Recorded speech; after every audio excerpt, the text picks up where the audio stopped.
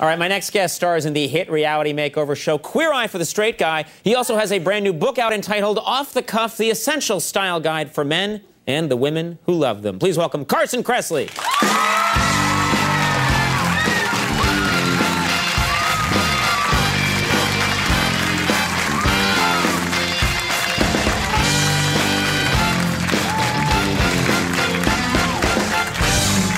Looking good. Looks all right? Yeah, you look really cute. I get a little nervous when you're on because I don't know. I don't really know. And we have really good people here Right. that pick out. You match your furniture, which is a little alarming. Yeah, that's weird. Why do they? I think they set you up for that. Yeah, why are they trying to do that? I don't know. They put these clothes on me, but they have a gun that fires these clothes at me. I'm naked backstage. These are just sprayed on. And they hit me, and so I can't take credit for it, but I think they do a pretty good job. I think you look great. Thank you. Thank you very much. You look like a full-blown metrosexual. Metrosexual? Yeah. I hear that term a lot. I do too. It's creepy, isn't it? What does it mean, a metrosexual? I think it means people having sex on the bus to Washington, D.C. Isn't it weird? Like, well, then I'm a metrosexual. Do you want to go to D.C. and get jiggy with it? Yes, I do. Absolutely. Let's do it. Now, like a lot of people who have become very successful at something, yes. You were interested in your line of work when you were very young. When you were a little kid, you were interested in fashion. Is that true? I was. I knew I had superhuman styling powers when I was on the playground. And they would assemble us to play dodgeball in a circle like the cruelest game ever made. Oh, you stand there while I wail this ball at your head. Right. And, you know, while we were all in formation and I hadn't yet been nailed, I was in the circle going, oh, my God, Debbie's shoes would look so much better on Heather. And if only Chad's Toughskins fit tighter. Bam! I'm out. Now, I imagine you were picked on a lot as a kid. I'm just guessing. A little bit. That's not a... Well, look, you know, I had to fend for myself. The usual. You know, the titty twisters and stuff, but... What, kids gave you titty twisters? You know, like this, you know. Yeah, I know what a titty twister is. I didn't know if you wanted one or not. Well, I want one, but not on camera. Can we say titty twister? I think so. What's that? I thought the network's going to say, like, no, a booby wrangler, you know? Yeah, maybe that's the network. Oh, we got the thumbs up on titty twister. On titty twister? Titty twister. Titty twister. That's good television. TV. So we're okay. Yeah, so I used to get that, but now I'm dying for one. Now I don't even get them anymore. I'm like, pay good money for that. What does something like that cost downtown? I'm just curious. I wouldn't know, but probably $372.50. Major credit cards, Canadian, cash check, yeah. Visa. It's $635 Canadian if you're in Toronto. Incredible. Yeah. Now, on Queer Eye, yes, you made over a frat house. And you actually had to hang out at a frat house. What was that like? That was actually like Fantasy 109. I was like, check that off the list. Right. Frat house, come on. Yeah. No, our second season, which starts in January, we traveled to Dallas, Texas, and we actually did the entire frat house of the Sigma Chi's at University of North Texas. I mean, we didn't really like do them. We just made them over. And really? Because I thought you did them. Well, I was hoping, but you know, maybe next time. And but I really love, I'm a sun worshiper, and it was the end of summer, and I was really feeling like I was missing the last weekend at the beach. So over lunch, I kept my bathing suit in the RV that we travel around in, and they had a big sand volleyball court like a lot of frat houses do. And I took my clothes off, and I put my swimsuit on, and over our lunch, while they were painting the house or something, I laid down in the sand volleyball court, and I was, catching the rays. Do you lay down like this? You just did that. What are you, a bat? I must go back to my coffin now. Yes, exactly.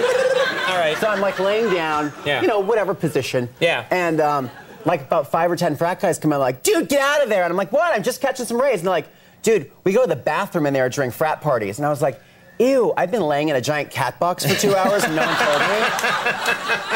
So yeah, it's the perils of the job. Fab, yeah. Yeah, not very fab. Now, last time you were on our show, you said that you wanted to do a makeover on President Bush. Oh, yeah, we did do that. And you actually did it, and we have the results right here. Let's just take another look at that. Yeah. Doesn't he look cute? He does look really good. I like his hair. He looks like a gay Ryan Seacrest. A gay Ryan Seacrest. I think that was Ryan's hair or Clay Aiken's. Yeah, I can't tell. But in that picture there, you've done. He looks he looks much more relaxed almost. Doesn't he? A good. Yeah. He's really loosened up. Yeah, he seems like. Now this time you said to be fair because this show, if nothing else, is fair. You wanted to do a makeover on John Kerry. I wanted to give Kerry fair time. Yeah. Right, and I think we have that now. Let's take a look at the makeover of John Kerry. Yeah.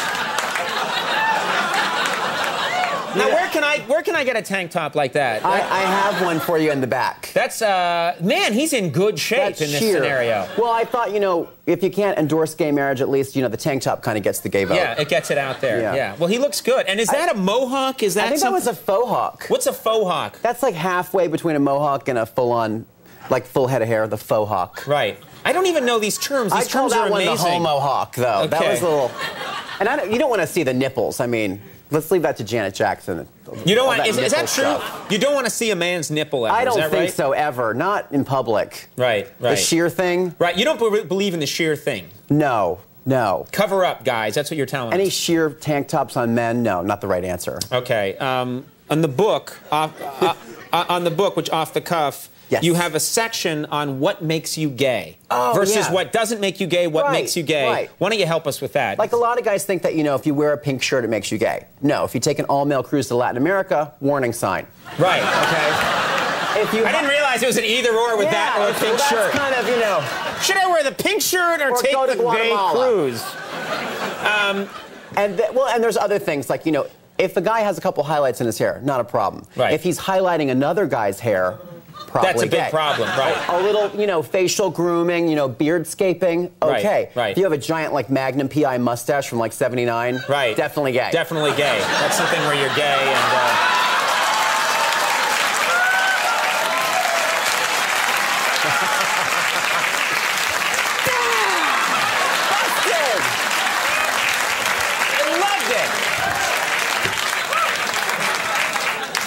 I love that we didn't tell him we were doing that. It kind of works on him. It really though. works on him, which is another sign. It's hot. Of course, you know La Bamba. You guys, yeah. Oh, it's all too good.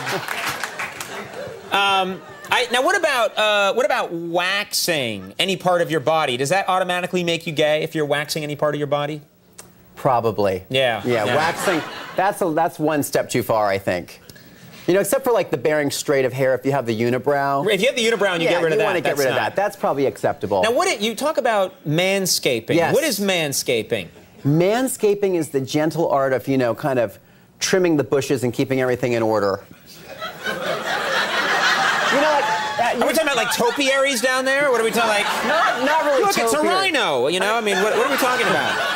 No, but when guys have their shirt open and there's that tuft of hair coming out? Yes. I call that Mangora. Mangora. Okay. And when it spills over, you want to manscape that a little bit so you don't have the Viagra Falls. Right. That's very nice. Yeah, I try. It's all in the book. People have asked you. People must constantly come up to you and say, help me out, make me over, or make my friend over. Does that happen to you all the time when you're just walking around, just out trying to, buy yourself a ham and cheese sandwich? Yeah, it happens a lot at airports. Wives will throw their husbands in front of me and say, will you do my husband? And I'm like, lady, I'm just trying to get to Peoria, but hey, it's kind of hot. Right. Do you ever have quick advice, like lose the helmet? Oh, or, yeah. That's... Lose the helmet's probably always good advice. Right. Why I said lose the helmet. The guy's wearing a football helmet. What am I doing wrong? I know something's not right.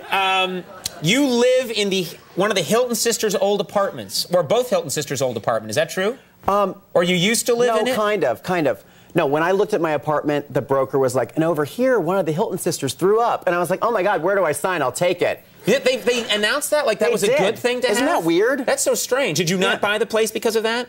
No, I just liked it anyway. Right. So you got it. And plus there was no more Hilton DNA in there, so it was fine. Right. Well, that took a creepy turn. Yeah, it did, didn't it? I don't know why. I don't know. It was all going so well, and I had to ask that last question. Yeah, it happens. I got greedy. The Hilton sister, and wham! I've got the best people working for me. Off the cuff, and I got to say, I think this would be very helpful. I wish there had been a book like this when I was in my 20s, living alone in Los Angeles, and I knew nothing, and I didn't know why women laughed at me when I walked down the street. It was because I didn't know how to dress myself. Right. I didn't know anything. I just go out. I had the same pair of jeans I had had for 14 years that were hand-me-downs. I looked like Jethro. And this is actually a good thing for men of all persuasions probably to have. Absolutely. Yeah. Absolutely. All right. And a very queer eye. What is it? A very queer eye Thanksgiving? Oh, yeah, that's coming up, our Thanksgiving special. special. What a wonderful... It used to be a Charlie Brown Christmas. Yeah, now it's a very queer eye Thanksgiving. Yeah. I love the way TV's evolved, isn't it? It's going to be a very gay holiday. Yeah. That airs November 23rd on Bravo. Carson, very funny. Thank you so much. We'll be right back with Mavis Staples.